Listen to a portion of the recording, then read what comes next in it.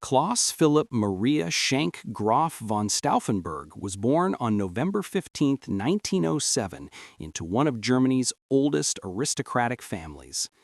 Raised in the lush estates of southern Germany, Claus was surrounded by tradition, discipline, and a deep sense of duty. His family had served the German Empire for generations, and from a young age, Claus was expected to follow in their footsteps. He was a brilliant student, fluent in multiple languages, passionate about literature, and deeply philosophical. But it was the military that called to him. In 1926, he joined the German army, the Reichswehr, and quickly distinguished himself as a rising star.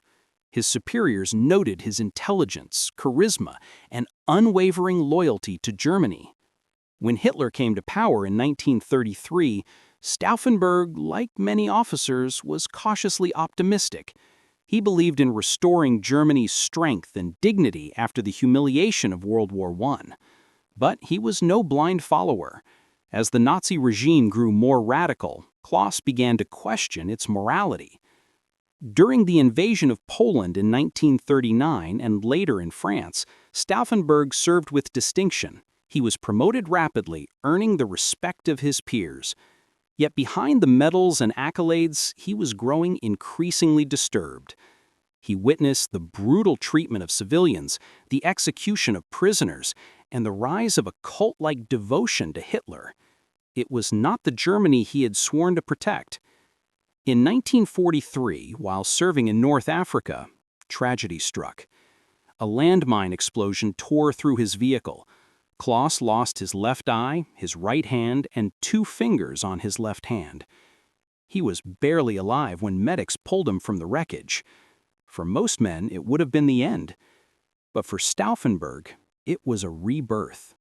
The man who once cautiously supported Hitler's rise now watched in horror as Germany descended into moral collapse.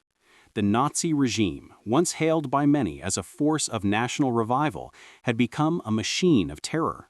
Stauffenberg, recovering from his devastating injuries, began to see the truth with painful clarity. He had lost an eye, a hand, and 2 fingers in Tunisia. But what hurt more was what he saw happening to his country. The mass executions in Poland, the deportations of Jews, the destruction of villages, the silence of good men. These were not acts of war, they were crimes against humanity. Stauffenberg's transformation was not sudden, it was slow, agonizing, and deeply personal. He was a devout Catholic, raised with a sense of honor and duty. He believed in Germany, not the twisted version Hitler had created, but the Germany of Goethe, Beethoven, and Bismarck, a nation of culture, not cruelty. In his hospital room, surrounded by books and bandages, he began to write letters to fellow officers. He questioned the Führer's decisions. He criticized the SS. He asked whether loyalty to Germany meant loyalty to Hitler or resistance against him. These letters were dangerous, treasonous, but they found sympathetic ears. A network of disillusioned generals, diplomats, and civilians had begun to form. They called themselves the German Resistance, and they believed that Hitler's death was the only way to save Germany. Stauffenberg joined them. He was not the first. Others had tried and failed, but he was different. He had access, he had charisma, and he had nothing left to lose. In 1943, he was transferred to the Reserve Army headquarters in Berlin, a position that gave him direct involvement in Operation Valkyrie, a contingency plan designed to maintain order in case of internal unrest. Ironically, the plan was created by Hitler himself, but Stauffenberg saw its potential. If Hitler were killed, Valkyrie could be used to seize control of the government and arrest the SS. He began rewriting the plan. He added clauses, changed protocols, reassigned units. Slowly, methodically, he turned Valkyrie into a blueprint for a coup, and he did it under the noses of the very regime he planned to destroy. But the risk was enormous. Every meeting, every phone call, every document carried the threat of exposure. The Gestapo was everywhere. One wrong move, one careless word, and he would be executed. Not just him, but his family, his friends, his fellow conspirators. Still, he pressed on. He met secretly with General Ludwig Beck, former chief of staff of the German army, with Karl Gordeler, the former mayor of Leipzig, with Henning von Treschow, a brilliant strategist who had already tried to kill Hitler with a bomb disguised as a liquor bottle. These men were patriots, not cowards, not opportunists, but Germans who loved their country enough to risk everything. Together, they planned the impossible. Stauffenberg would attend a military briefing at Hitler's headquarters, the Wolfslair in East Prussia. He would carry a bomb in his briefcase. He would place it under the table. He would excuse himself, and then, boom. The plan was elegant, precise, and terrifying. But it required courage beyond imagination. Stauffenberg, half blind and crippled, would have to walk into the heart of the Nazi regime, stand face to face with Hitler, and commit the ultimate act of defiance. He knew the odds, he knew the risks, but he also knew the stakes.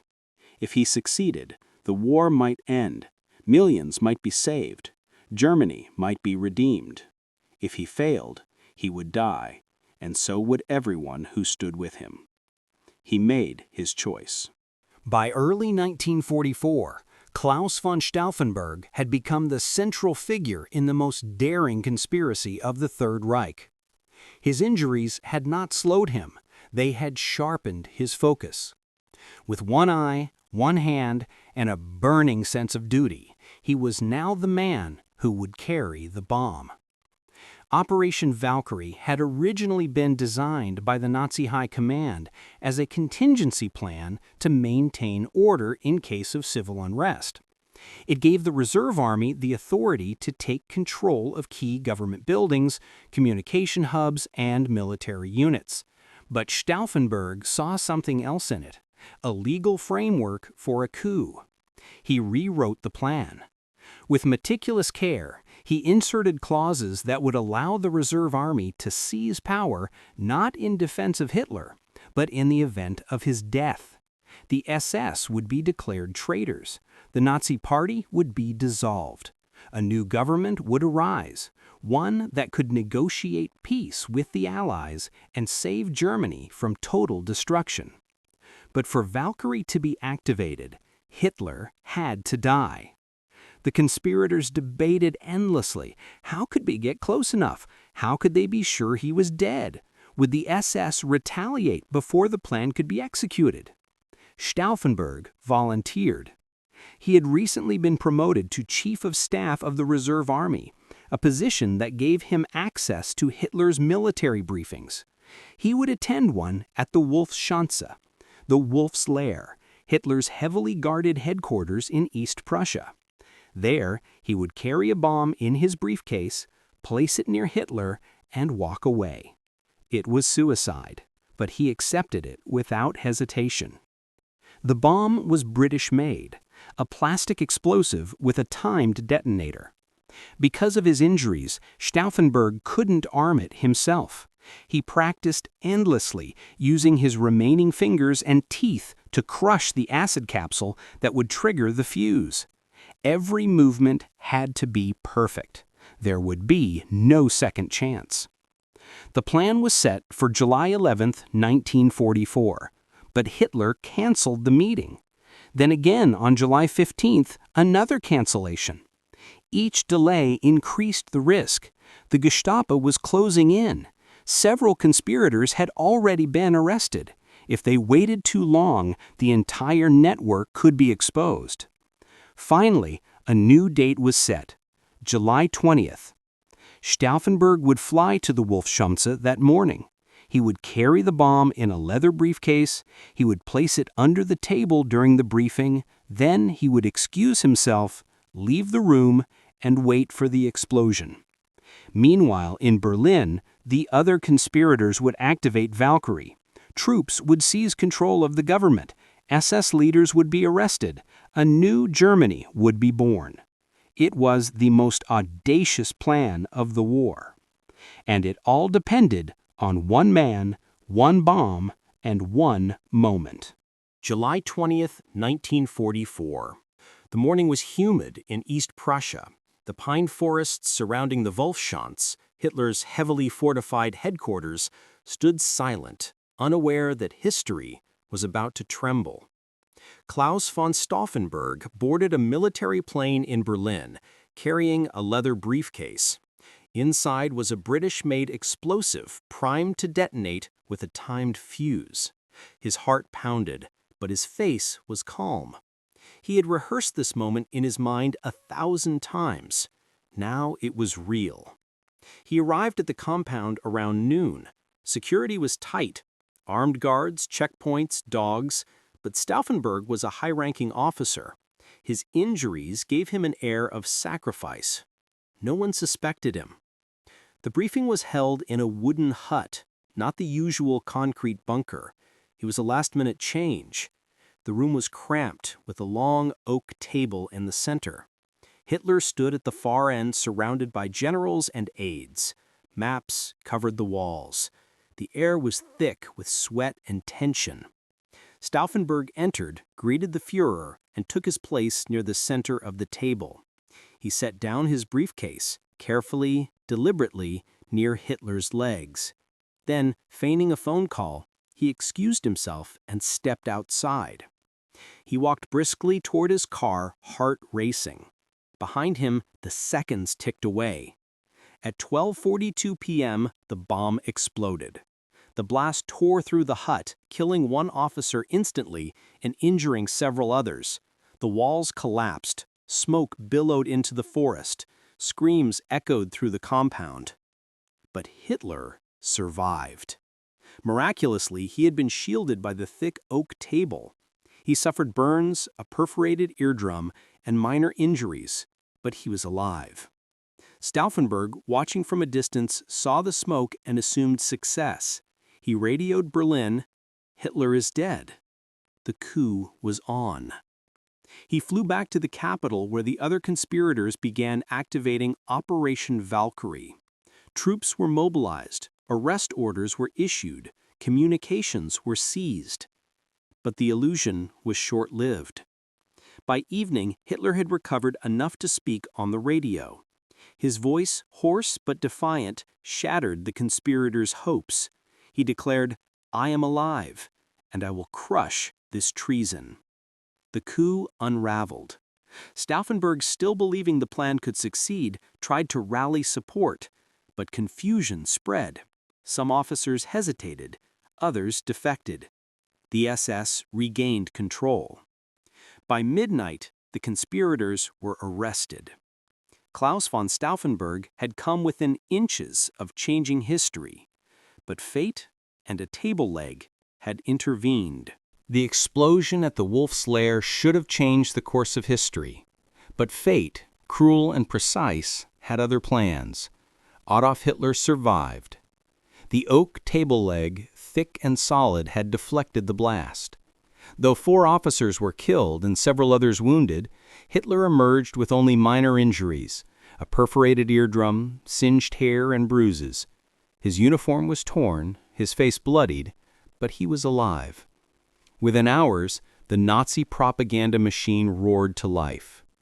Photos of Hitler inspecting the wreckage were circulated. His bandaged hand was held high in defiance. "Providence has spared me," he declared. "This cowardly act will be punished with merciless severity." In Berlin, Claus von Stauffenberg had already begun executing Operation Valkyrie.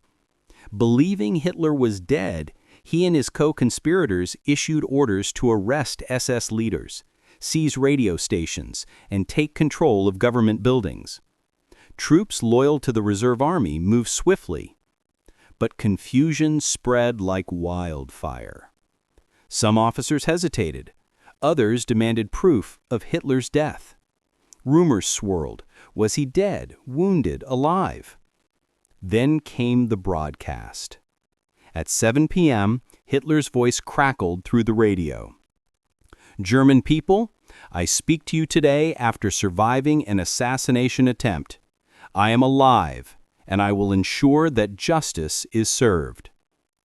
The coup collapsed. SS units stormed the Reserve Army headquarters. Loyalists turned on the conspirators. Phones rang with orders to arrest, interrogate, and execute. The dream of a free Germany died in a single sentence. Stauffenberg, realizing the plan had failed, made no attempt to flee. He stood tall, calm, resolute. He said, "I acted for Germany. I regret nothing." By midnight, he and several others were arrested. The man who had come within inches of killing Hitler, who had risked everything for honor, was now a traitor in the eyes of the Reich. But in the eyes of history, he was something else. A hero.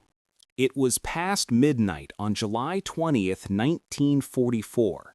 The corridors of the Bendler Block, the Reserve Army headquarters in Berlin, echoed with footsteps, shouts, and the clatter of boots. The coup had failed. Hitler was alive. The SS was closing in. Claus von Stauffenberg stood in his office, surrounded by fellow conspirators. His face was calm, his voice steady. "The bomb did explode," he said. "Hitler is dead." But the truth was already unraveling. Reports from East Prussia confirmed the worst. The Führer had survived. General Friedrich Fromm, once a silent supporter of the plot, now turned against them. Desperate to save himself, he ordered the immediate arrest of Stauffenberg and his closest allies, Colonel Albrecht Merz von Quernheim, Lieutenant Werner von Hauften, and General Friedrich Olbricht. They were dragged into the courtyard. There was no trial, no defense, no delay. Fromm, hoping to prove his loyalty to Hitler, ordered their execution on the spot. Stauffenberg, wounded and exhausted, stood tall. He did not beg. He did not flinch. As the firing squad raised their rifles, he shouted his final words, "Long live sacred Germany!" The shots rang out. His body collapsed. The man who had dared to kill Hitler, who had risked everything for honor, was dead. But the purge was just beginning.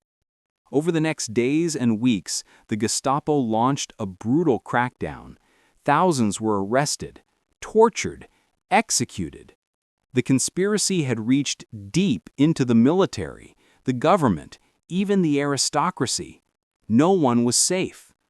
Stauffenberg's wife Nina was arrested. His children were sent to orphanages under false names. His family name was erased from military records. His legacy buried under propaganda and fear. Yet whispers persisted. Even among Hitler's inner circle, there was awe and fear at what Stauffenberg had attempted. He had walked into the heart of the regime, placed a bomb at Hitler's feet, and nearly changed the world. His courage was undeniable. His sacrifice, unforgettable. The July 20 plot had failed, but its shockwaves were just beginning to tear through the heart of Nazi Germany. Within hours of Claus von Stauffenberg's execution, the Gestapo launched one of the most brutal crackdowns in the history of the Third Reich. Hitler, enraged and humiliated, demanded vengeance.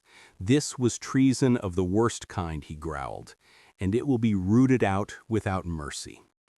The SS moved swiftly. Homes were raided, offices were searched, phones were tapped.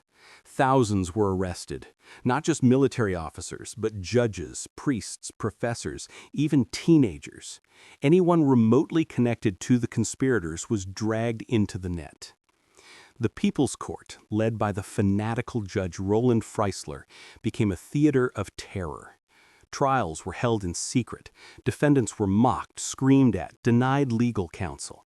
Sentences were preordained: death. Many were hanged with piano wire, slowly strangled in agony. Others were shot. Some were simply disappeared. The Nazi regime filmed the executions, not for justice, but for Hitler's personal viewing. He watched them in private, savoring each death like a twisted victory. Among the victims were General Ludwig Beck, who shot himself after being offered the chance to take poison. Karl Gordeler, the former mayor of Leipzig, was tortured for months before being executed. Erwin Rommel, the famed desert fox, was implicated and given a choice: suicide or a show trial that would destroy his family. He chose poison. Even Stauffenberg's children were punished. His wife Nina was sent to a concentration camp while pregnant. Their children were taken from her and given new names, an attempt to erase the family from history. But history would not forget. In the shadows of the Reich, quiet admiration grew. Some Germans, even those who had once supported Hitler, began to whisper, they tried, they had courage, they were the true patriots. The Allies took notice too. British and American intelligence had long suspected that not all Germans supported the regime. The July 20 plot confirmed it. It showed that within the heart of Nazi Germany, there were men and women willing to die for a better future. But for now, the darkness deepened. The Gestapo's grip tightened, the war raged on, and the dream of a free Germany was buried beneath the boots of tyranny. The July 20 plot failed. Claus von Stauffenberg was executed. The Nazi regime retaliated with brutal efficiency. But history did not forget. In the final months of World War II, as Allied forces closed in on Berlin and the Third Reich crumbled, whispers of the German resistance began to surface. Soldiers spoke of officers who had tried to stop Hitler. Civilians remembered the quiet defiance of men like Stauffenberg. The myth of unanimous Nazi loyalty was shattered. After the war, Germany was divided, not just geographically, but morally. In the West, Stauffenberg was hailed as a hero. Streets were named after him. Statues were erected. His story was taught in schools as a symbol of courage and conscience. But in the East, under Soviet control, the narrative was different. The communist regime viewed him with suspicion. An aristocrat, a nationalist, a man who had not fought for socialism. His legacy was muted, distorted, politicized. Even in the West, controversy lingered. Some questioned his motives. Was he truly driven by moral outrage or by fear of Germany's defeat? Why did he wait until 1944, when the war was clearly lost? Why did he not speak out earlier against the Holocaust? Others defended him fiercely. They pointed to his injuries, his writings, his final words. They argued that he had acted when few dared, that he had risked everything, family, honor, life, to stop a tyrant, that he had done what millions could not. In 2004, on the 60th anniversary of the plot, German Chancellor Gerhard Schroeder declared, Stauffenberg and his fellow conspirators were not traitors, they were patriots. Hollywood took notice too. In 2008, the film Valkyrie, starring Tom Cruise as Stauffenberg, brought the story to global audiences. Though dramatized, it reignited interest in the man behind the briefcase bomb. Millions learned his name. Millions asked, what if he had succeeded? Today, Claus von Stauffenberg stands as one of the most complex figures of World War II. A soldier, a conspirator, a patriot, a martyr. His story is not one of victory, but of moral defiance. He did not kill Hitler, but he tried. And in that act, he gave Germany, and the world, a glimpse of courage in the face of darkness.